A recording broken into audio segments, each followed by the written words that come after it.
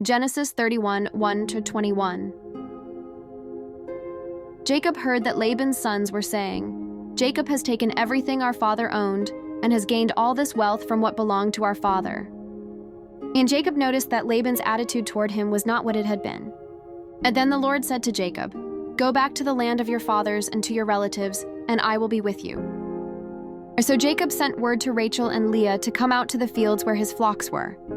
"Oi," he said to them, "I see that your father's attitude toward me is not what it was before, but the God of my father has been with me. You know that I've worked for your father with all my strength, yet your father has cheated me by changing my wages 10 times.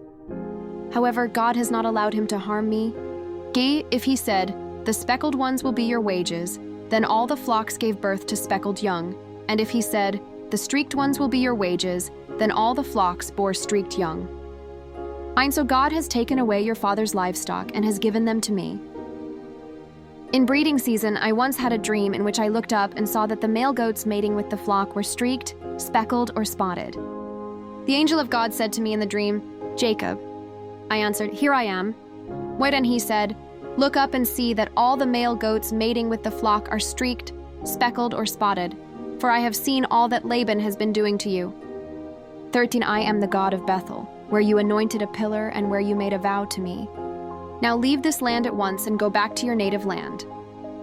And then Rachel and Leah replied, 'Do we still have any share in the inheritance of our father's estate?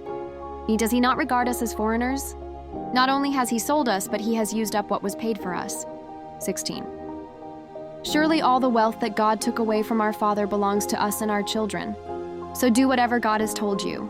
Suiting then Jacob put his children and his wives on camels. 18. And he drove all his livestock ahead of him, along with all the goods he had accumulated in Paddan Aram, to go to his father Isaac in the land of Canaan. 9. When Laban had gone to shear his sheep, Rachel stole her father's household gods. Moreover, Jacob deceived Laban the Aramean by not telling him he was running away. So he fled with all he had, crossed the Euphrates River, and headed for the hill country of Gilead.